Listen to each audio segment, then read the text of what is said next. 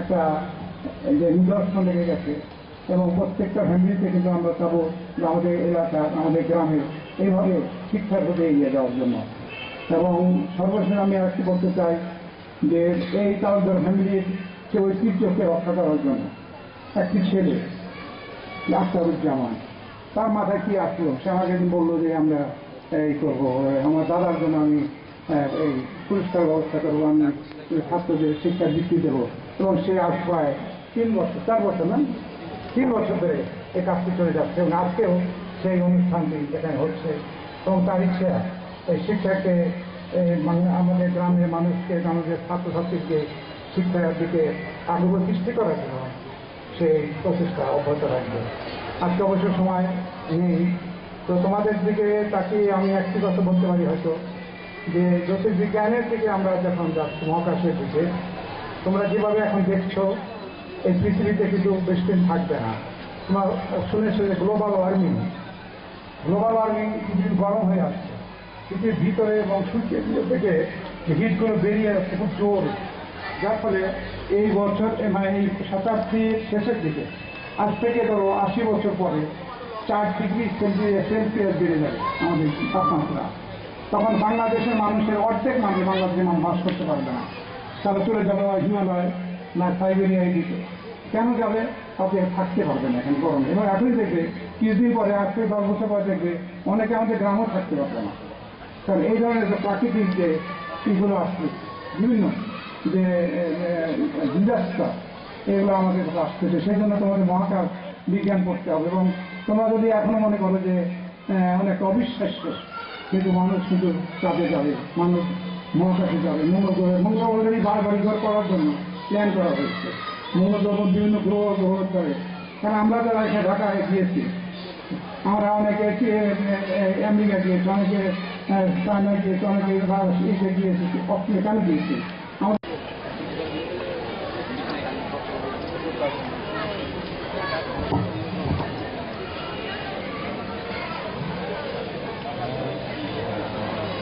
আলহাজ Muzaffar Uddin Talukdar foundation আয়োজিত BBA পাসপ্রাপ্ত কৃতি ছাত্রদের সম্বর্ধনা ও পুরস্কার বিতরণী অনুষ্ঠানে সম্মানিত এক ঝাঁক গুণী বিশেষ অতিথি বৃন্দ, যাদের নাম বললে হয়তো সময় সংকুলন হবে না বলে আমি এখানে নাম উল্লেখ করছি না। তবে যার নামটি উল্লেখ না করলে আমরা অকৃতজ্ঞ থেকে যাব, তিনি হলেন আলহাজ মুজাফফর উদ্দিন তালুকদার। তিনি যখন জীবিত ছিলেন হয়তো তিনি মনে মনে ভাবতেন যে আমাদের দিনাজপুরে সেই ছেলে কবে হবে, কথায় না বড় হয়ে কাজে বড় হবে, আমাদের চলতে হবে, বড় হতে হবে এবং দেশ সমাজ উন্নয়নে আমাদের অবদান রাখতে হবে। সেক্ষেত্রে আমি এই এলাকারই ছেলে, আমার বাড়ি মামুদপুর, এখান থেকে 5 কিলো দূরে। আজকের এই অনুষ্ঠানে আমাকে যে সম্মাননা দেখানো হয়েছে, আমি প্রকৃতপক্ষে এ সম্মানের অধিকারী নই। তবে আমি ধন্যবাদ জ্ঞাপন করছি আয়োজকবৃন্দকে আমাকে এই সম্মান প্রদান করার জন্য। সেই সাথে আয়োজকবৃন্দ এবং অত্র প্রতিষ্ঠানের ম্যানেজিং কমিটি, ওনাদের কাছে আমার বিনীত অনুরোধ, শিক্ষার মান উন্নয়নে ত্রিসত্তার সমবেত প্রচেষ্টা প্রয়োজন। একটি হল বিদ্যালয় প্রশাসন, আর এক দল হল সম্মানিত শিক্ষকবৃন্দ, আর এক দলটি আজকে আমার সামনে যারা উপবিষ্ট আছেন, সেই আমার আদরের স্নেহধন্য ছাত্রছাত্রীরা।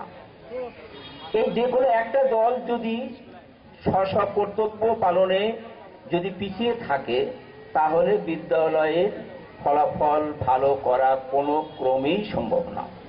অনুরোধ করব, ক্ষণিকের এই সিরাজগঞ্জে অবস্থান করে আমি দেখেছি দিনাজপুরে যে এটা ঘটবে এটা আমি বলি না, বা ঘটেছে তাও বলি না, তবে ভবিষ্যতে যেন না ঘটে সেই জন্যে আমি বিনীতভাবে অনুরোধ জানাচ্ছি, শিক্ষক নিয়োগ এ যেন স্বচ্ছতা থাকে, যার প্রকৃত যোগ্যতা আছে সেই যেন শিক্ষকতায় আসতে পারে। কিন্তু অত্যন্ত পরিতাপের বিষয়, দেখা যাচ্ছে ইদানিং শিক্ষক নিয়োগে যার টাকা বেশি আছে তার মেধা বেশি কল্পনা করা হয়ে থাকে এবং তাকেই নিয়োগ দেওয়া হয়ে থাকে। এটি আমি প্রস্তাবনা রাখছি, যদি সম্ভব হয় তাহলে বিবেচনা করে দেখতে পারেন। আজকের যে কথাটা বলা হয়েছে, জিপিএ পাস পাওয়া মেধাবী এসএসসি কৃতী ছাত্রদের সম্বর্ধনা, আমার মনে হয় জিপিএ পাস পাওয়া কথাটা তুলে দিয়ে শুধু কৃতী ছাত্র ছাত্রীদের সম্বর্ধনা, কৃতী শিক্ষার্থীদের সম্বর্ধনা এ কথাটা লিখলেই মনে হয় সবচেয়ে ভালো হয়। তার কারণ হলো, যখনই আপনি নির্দিষ্ট করে দিচ্ছেন যে জিপিএ পাস প্রাপ্তদের সম্বর্ধনা, যারা পায়নি যে কোনো কারণে, অসুস্থতার কারণে বা অসচ্ছলতার কারণে, তাদের মনে অনেক কষ্ট জাগায়, যদিও সেই কষ্ট তাকে অনুপ্রেরণাও যোগায় যাতে সে ভবিষ্যতে আরো ভালো করতে পারে। আমার বড় ছেলে এই এসএসসি পরীক্ষায় জিপিএ 4.96 পেল, খুব মন খারাপ। তারপরে বাবা, মন খারাপ করার কিছুই নেই, তুমি সামনের দিকে এগিয়ে যাও, দেখো ভালো করতে পারো কিনা। এমন সময় হয়তো দেখবে যে যারা জিপিএ পাস পেয়েছে তারাই তোমার পিছনে চলে গেছে, তুমি এগিয়ে গেছো। হ্যাঁ, ঠিক তাই, সে দেখা গেল ইন্টারমিডিয়েটে এসে সে জিপিএ পাস পেল, কিন্তু এসএসসিতে যারা জিপিএ পাস পেয়েছিল তারা অনেকেই জিপিএ পাস পায়নি। তোমরা কলেজে ভর্তি হবে, তোমাদের কাছে আমার বিনীত অনুরোধ, তোমরা বই পড়া, পাঠ্য বই পড়ার সাথে সাথে অ্যাডমিশন গাইড বিভিন্ন লেখকের এটাও পাশে রাখবে। মূল কথা হলো যে বইয়ের আদ্য প্রান্ত তোমাকে আয়ত্ত করতে হবে এবং বেসিক জিনিস জানতে হবে, কখনোই মুখস্থ নির্ভরশীল হবে না। করে নাই, তবে পরিচালনা কমিটির, অত্র বিদ্যালয় পরিচালনা কমিটির অনুমতি সাপেক্ষে আমরা অল্প কিছু সময় আমাদের প্রতিষ্ঠানের ছাত্র যেখানে এই দু একটি গান এবং নৃত্যর আমরা অনুমতি পেয়েছি, এটা অনুষ্ঠান শেষে করা হবে। এ পর্যায়ে রয়েছে পুরস্কার বিতরণ অনুষ্ঠান।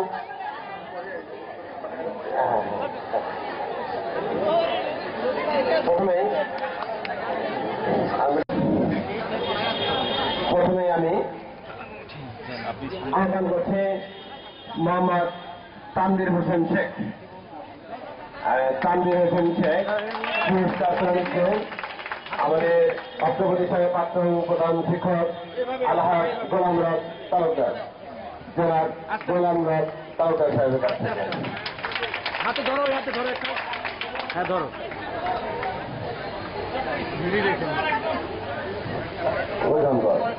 আমার তো সিরিয়াল না। টিপু সুলতান, টিপু সুলতান স্যার এবার টিপু সুলতান স্যার আব্দুল গনি সরকার সাহেবের কাছ থেকে নিচ্ছেন। মোহাম্মদ টিপু সুলতান, জিপি 5। মোহাম্মদ ফাতেমা খাতুন, মোহাম্মদ ফাতেমা খাতুন স্যার মোহাম্মদ আব্দুল গনি সরকার সাহেবের কাছ থেকে। পুরস্কার নিচ্ছেন মোহাম্মদ আমাদের প্রধান শিক্ষক আব্দুল কাদের মিয়া স্যারের কাছে।